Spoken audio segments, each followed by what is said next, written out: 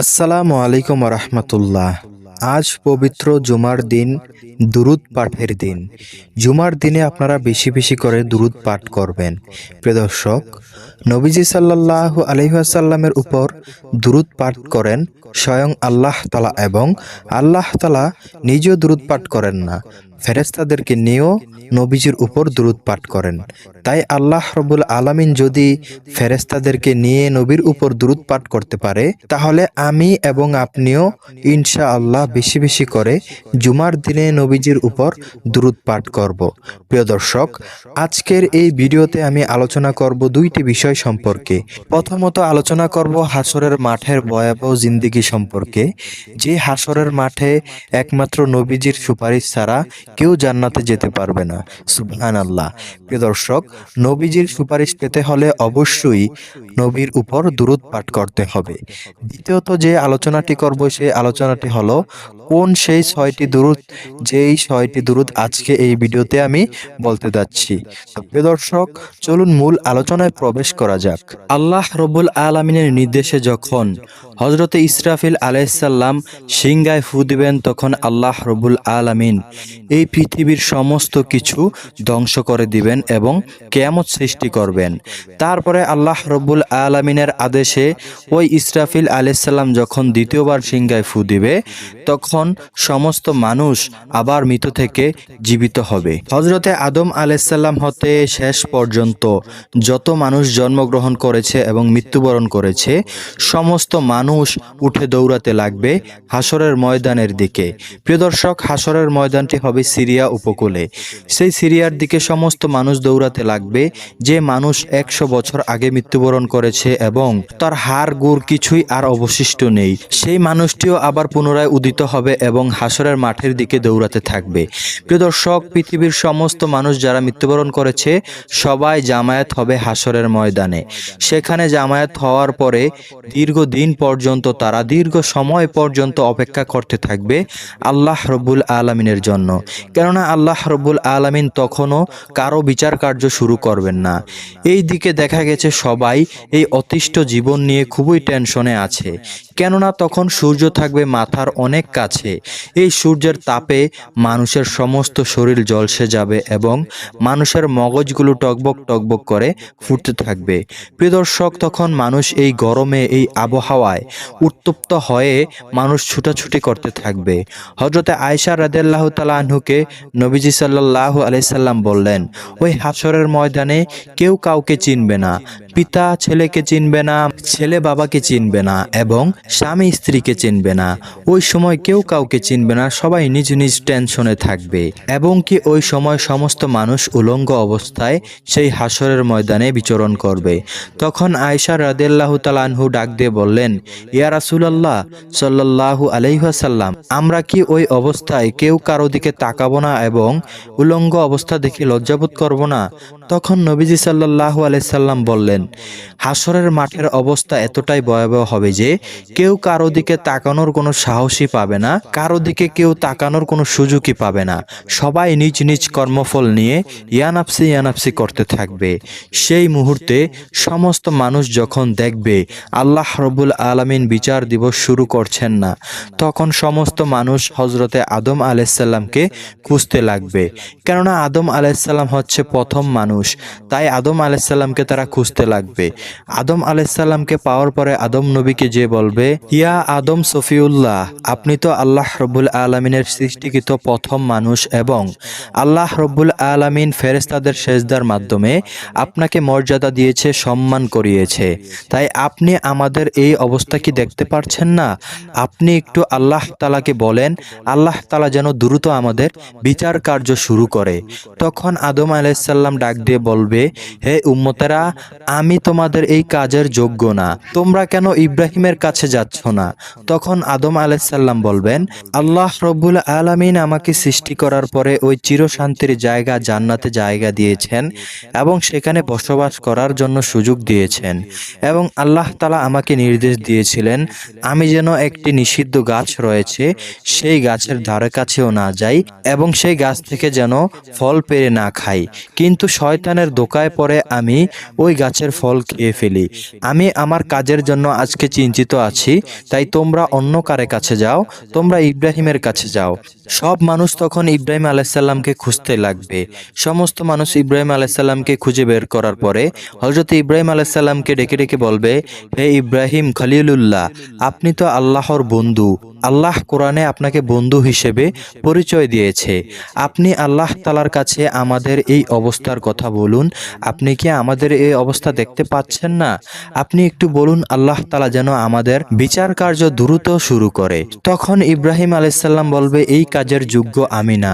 তোমরা কেন অন্য কারো কাছে যাচ্ছ না? তোমরা হযরতে মূসা আলাইসাল্লামের কাছে যাও, তিনি হয়তো তোমাদেরকে সাহায্য করতে পারেন। তখন সমস্ত মানুষ আবার মূসা নবীকে খুঁজতে লাগবে।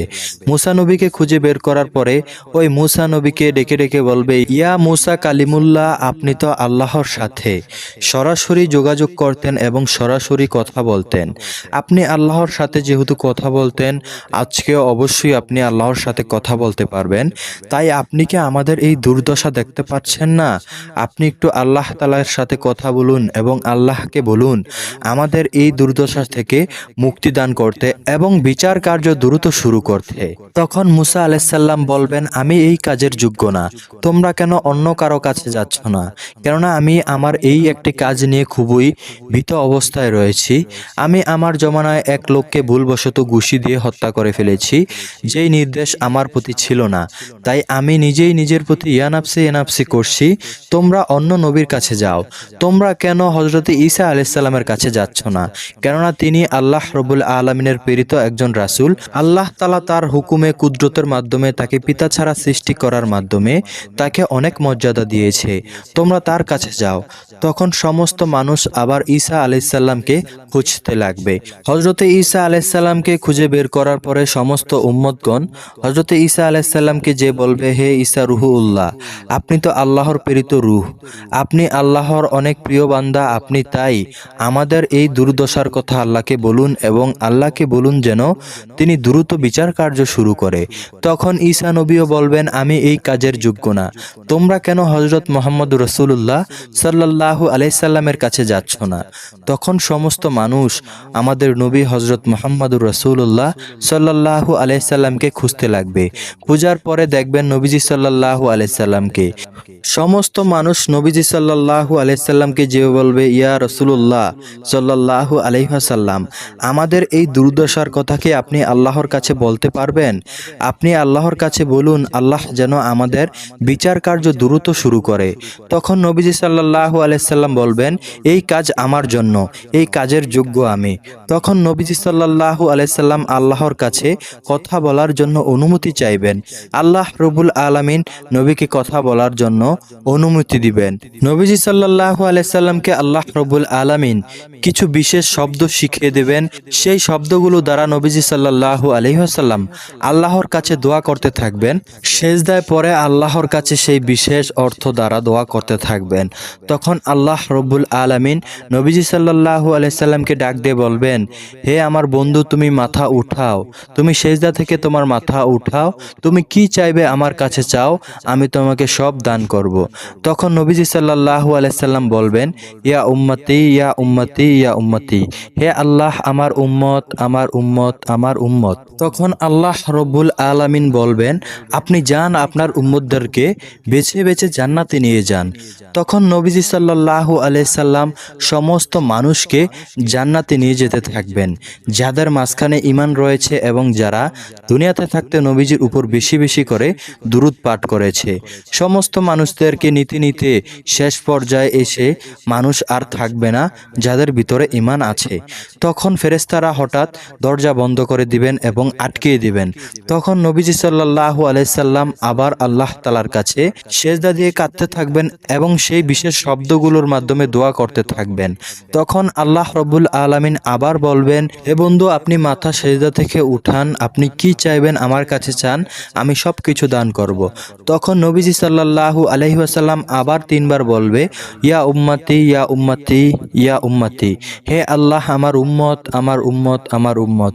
তখন আল্লাহ রাব্বুল আলামিন বলবেন, যাও তোমার উম্মতদেরকে তুমি আবার জান্নাতে নিয়ে যাও।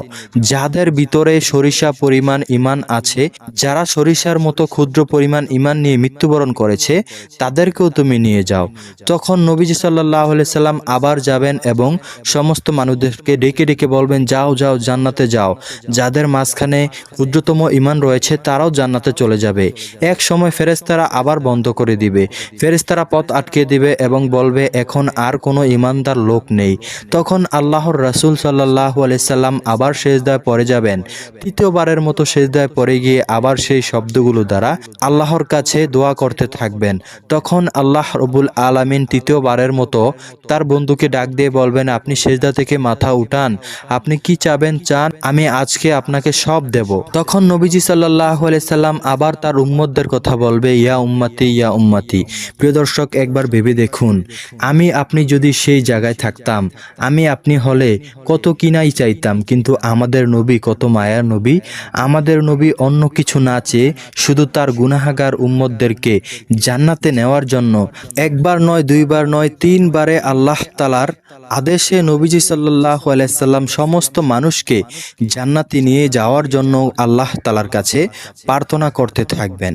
প্রিয় দর্শক, তৃতীয়বারের মতো আবার নবীজি সাল্লাল্লাহু আলাইহি সাল্লাম যার অন্তরে বালিকণা পরিমাণ পর্যন্ত ঈমান থাকবে তাকেও জান্নাতে নিয়ে যাবেন। এরপরে আর কোনো মানুষ অবশিষ্ট থাকবে না যার অন্তরে বালিকণা পরিমাণ পর্যন্ত ঈমান রয়েছে। তিনি সমস্ত মানুষকে ডেকে ডেকে জান্নাতের পথে নিয়ে যাবেন। তখন আবার ফেরেশতারা পথ বন্ধ করে দিবেন। নবীজি সাল্লাল্লাহু আলাইহি সাল্লাম চতুর্থবারের মতো আবার সিজদায় পড়ে যাবেন এবং আল্লাহ তাআলাকে ডেকে ডেকে বলবেন, হে আল্লাহ আমার উম্মত আমার উম্মত আমার উম্মত। তখনও আল্লাহ রাব্বুল আলামিন আবার বলবেন, হে নবী আপনি সিজদা থেকে মাথা উঠান, আপনি কি চাইবেন আমার কাছে চান, আমি সব দেব আপনাকে। তখনও বলবে, আমার উম্মত আমার উম্মত আমার উম্মত। তখন আল্লাহ রাব্বুল আলামিন ডাক দিয়ে বলবেন, হে নবী আপনি যান, এর মাঝখান থেকে যারা জাহান্নামী হয়ে গেছে ইতিমধ্যে, তাদের মাঝখান থেকে যারা তাদের জীবন দশায় একবার হলেও আমাকে স্বীকার করেছে, এবং কি যারা রয়েছে যারা অন্তর থেকে আমার কোনো ইবাদত করে নাই কিন্তু মুখেও আমার কথা স্বীকার করেছে, যে লা ইলাহা ইল্লাল্লাহ বলেছে বা বলেছে আল্লাহ একজন, বা এই দুনিয়ায় যে কোনো একজন চালায়, এই রকম ধারণাও যে করেছে, তাকে তুমি জান্নাতে নিয়ে যাও। সুবহানাল্লাহ। প্রিয় দর্শক, একবার ভেবে দেখুন আল্লাহ রাব্বুল আলামিন আমাদের জন্য কতটা দয়া করবেন নবীজির উসিলায়। সেই প্রিয় নবীজির উসিলা যদি আপনি পেতে চান, সেই প্রিয় নবীজির শাফায়াত যদি আপনি হাসরের সেই ভয়াবহ মাঠে পেতে চান, যেই মাঠে কাউকেই কোনো অনুমতি দেওয়া হবে না কথা বলার জন্য, শুধু একমাত্র আমাদের নবীজি ছাড়া, এমন সময় অনুমতি পেয়েও নবীজি আমাদের কথাই বলবে। একবার ভাবুন আমাদের নবী আমাদেরকে কত ভালোবাসেন। তাই প্রিয় দর্শক, সেই ভালোবাসার নবীকে, সেই মায়ার নবীকে আপনারা সবসময় যদি দুরূদ পাঠ করেন, অবশ্যই হাসরের ময়দানে আপনাদের জন্য আল্লাহ রাব্বুল আলামিনের নবী সুপারিশ করবেন ইনশাআল্লাহ। প্রিয় দর্শক, হাসরের ময়দানে নবীজি সাল্লাল্লাহু আলাইহি সাল্লাম একদল মানুষের প্রতি অভিযোগও করবেন, বলবেন, হে আল্লাহ আপনি এই সমস্ত মানুষকে জাহান্নামে নিক্ষেপ করেন যারা দুনিয়াতে থাকতে আমার কথাবার্তা মেনে চলে নাই, যারা নাফরমানি করেছে। তো প্রিয় দর্শক, বেশি বেশি করে দোয়া করুন যাতে আপনারা ওই কাতারে না পড়েন যাদের প্রতি নবীজি লানত করবে এবং জাহান্নামে প্রবেশ করানোর কথা বলবে, এবং দোয়া করবেন বেশি বেশি করে যেন নবীজি সাল্লাল্লাহু আলাইহি সাল্লাম যাদেরকে সুপারিশ করে জান্নাতে নিয়ে যাবে তাদের মাঝখানে শামিল হওয়ার জন্য। তো প্রিয় দর্শক, প্রথম নম্বরে যে দুরূদের কথা বলবো সেই দুরূদটি হলো সাল্লাল্লাহু আলাইহি ওয়াসাল্লাম। এই দুরূদটি অনেক ছোট হলেও এই দুরূদের অনেক ফজিলত রয়েছে। এক নম্বরে দুরূদটি হলো সাল্লাল্লাহু আলাইহি সাল্লাম। এটি পাঠ করলে আল্লাহ রাব্বুল আলামিন সাথে সাথে 3টি পুরস্কার দান করেন বান্দাকে। এক নাম্বার পুরস্কার হলো তার আমলনামা হতে 10টি গুনাহ মাফ করে দেন। 2 নাম্বার পুরস্কার হলো তাকে 10টি রহমত দান করেন, এবং 3 নাম্বার পুরস্কার হলো আল্লাহ তাআলার আদালতে ওই বান্দার 10 ধাপ মর্যাদা বৃদ্ধি করে দেন। সুবহানাল্লাহ, আল্লাহু আকবার। প্রিয় দর্শক, 2 নম্বরে যেই দুরূদের কথা বলবো সেই দুরূদটি হলো আসসালামু আলাইকা আইয়ুহান নাবী ওয়া রাহমাতুল্লাহি ওয়া বারাকাতুহু। প্রিয় দর্শক, এই দুরূদটির নাম হচ্ছে দুরুদে সালাম। আমি আবারও বলছি, আপনারা মনোযোগ সহকারে শুনুন। আসসালামু আলাইকা আইয়ুহান নাবী ওয়া রাহমাতুল্লাহি ওয়া বারাকাতুহু। প্রিয় দর্শক, এই দুরুদ যখন আপনি পাঠ করবেন, ফেরেশতারা আপনার এই দুরুদটি, এই সালামটি নবীজির রওজা মোবারকে নিয়ে পৌঁছে দেবেন এবং বলবেন, অমুক এলাকার অমুক নামে অমুক বান্দা আপনার উপর এই মাত্র সালাম পাঠ করেছে, আপনি তার সালামটি গ্রহণ করুন। তখন নবীজি সাল্লাল্লাহু আলাইহি সাল্লাম আপনার সালামের উত্তরে জবাব দিবেন, হে আল্লাহ, আপনি ওই বান্দার উপর রহমত ও শান্তি বর্ষিত করুন। সুবহানাল্লাহ। প্রিয় দর্শক, নবীজি সাল্লাল্লাহু আলাইহি সাল্লাম যে বান্দার উপর বলবেন রহমত বর্ষণ করার জন্য, আল্লাহ তাআলা অবশ্যই সেই বান্দার উপর রহমত বর্ষণ করতেই থাকবেন। সুবহানাল্লাহ। তাই বেশি বেশি করে আপনারা এই সালামের দুরূদটুকু পালন করবেন ইনশাআল্লাহ। প্রিয় দর্শক, তৃতীয় নাম্বারে যে দুরুদের কথা বলবো, সেই দুরুদটি হলো, যদি কোনো বান্দা জুমার দিনে আসরের নামাজ আদায় করার পরে সে যে স্থানে আসরের নামাজ আদায় করেছে ওই স্থানে বসে শুধুমাত্র ৮০ বার এই দুরূদটি পাঠ করতে পারে, তাহলে তার আমলনামা হতে ৮০ বছরের গুনাহ মাফ হয়ে যাবে এবং ৮০ বছরের নফল ইবাদতের সওয়াব তাকে দান করা হবে। সুবহানাল্লাহ। তো প্রিয় দর্শক, কোন সেই দুরূদ, চলুন আমরা জেনে নেই। আল্লাহুম্মা সাল্লি আলা মুহাম্মাদানিন নাবিয়্যিল উম্মি ওয়া আলা আলিহি ওয়া সাল্লিম তাসলিমা। প্রিয় দর্শক, আমি আবারও বলছি, আপনারা মনোযোগ সহকারে শুনুন। আল্লাহুম্মা সাল্লি আলা মুহাম্মাদানিন নাবিয়্যিল উম্মি ওয়া আলা আলিহি ওয়া সাল্লিম তাসলিমা। প্রিয় দর্শক, এই দুরূদ শরীফটি আসরের নামাজ আদায় করার পরে যেখানে আসরের নামাজ আদায় করেছেন সেখানে বসে ৮০ বার পাঠ করবেন। কিন্তু অনেক মুহাদ্দিসগণ বলে থাকেন এই দুরুদের সনদ অনেক দুর্বল। তাই প্রিয় দর্শক, যাচাই বাছাই করে নেবেন ইনশাআল্লাহ। প্রিয় দর্শক, চতুর্থ নাম্বারে যে দুরুদের কথা বলবো সেই দুরুদটি হলো, আল্লাহুম্মা সাল্লি আলা মুহাম্মাদিন ওয়া সাল্লিম। প্রিয় দর্শক, আমি আবারও বলছি, আপনারা মনোযোগ সহকারে শুনুন। আল্লাহুম্মা সাল্লি আলা মুহাম্মাদিন ওয়া সাল্লিম।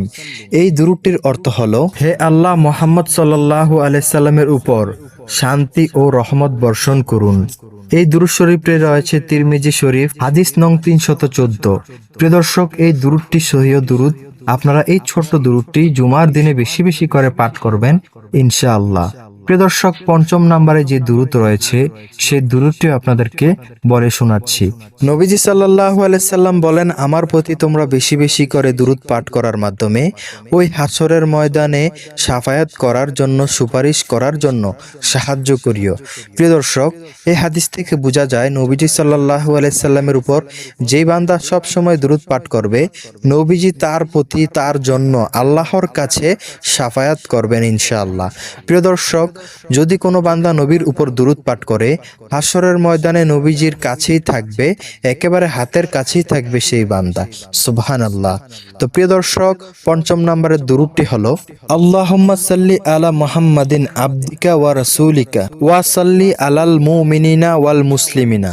প্রিয় দর্শক, আমি আবারও বলছি, আপনারা মনোযোগ সহকারে শুনুন। আল্লাহুম্মা সাল্লি আলা মুহাম্মাদিন আবদিকা ওয়া রাসূলিকা ওয়া সাল্লি আলাল মুমিনিনা ওয়াল মুসলিমিনা। প্রিয় দর্শক, এই দুরূদটির অর্থ হলো, হে আল্লাহ, আপনার বান্দা ও রাসূল মুহাম্মদ সাল্লাল্লাহু আলাইহি সাল্লামের উপর রহমত বর্ষণ করুন এবং সব মুমিন মুসলমানদের উপর রহমত বর্ষণ করুন। এই হাদিসটি রয়েছে সহিহ ইবনে হিব্বান, হাদিস নং ৯০৩। প্রিয় দর্শক, বেশি বেশি করে এই দুরূদটি আপনারা পাঠ করবেন। এই দুরূদের অনেক ফজিলত রয়েছে।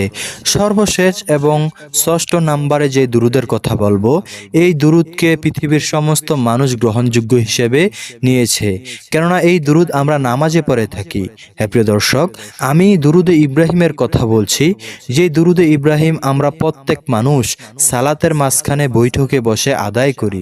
প্রিয় দর্শক, চলুন আমরা সহি শুদ্ধভাবে সেই দুরূদটি জেনে নেই। আল্লাহুম্মা সাল্লি আলা মুহাম্মাদি ওয়া আলা আলি মুহাম্মাদ কামা সাল্লাইতা আলা ইব্রাহিম ওয়া আলা আলি ইব্রাহিম ইন্নাকা হামিদুম মাজিদ। আল্লাহুম্মা বারিক আলা মুহাম্মাদি ওয়া আলা আলি মুহাম্মাদ কামা বারাকতা আলা ইব্রাহিম ওয়া আলা আলি ইব্রাহিম ইন্নাকা হামিদুম মাজিদ। প্রিয় দর্শক, এই দুরূদকে সর্বশ্রেষ্ঠ দুরূদ বলা হয়। তাই এই দুরূদ সবচেয়ে বেশি আপনারা নামাজের পরেও সবচেয়ে বেশি করে পাঠ করবেন। বিশেষ করে জুমার দিনে বেশি বেশি এই দুরুদে ইব্রাহিম পাঠ করবেন, কেননা এই দুরুদে ইব্রাহিম আল্লাহ তাআলার কাছে সবচেয়ে বেশি প্রিয় দুরুদ। তো প্রিয় দর্শক, এই ছিল আজকের মতো ভিডিও। এই রকম ভিডিও পেতে চাইলে আমাদের চ্যানেলটি সাবস্ক্রাইব করে আমাদের পাশে থাকতে পারেন। আল্লাহ হাফেজ।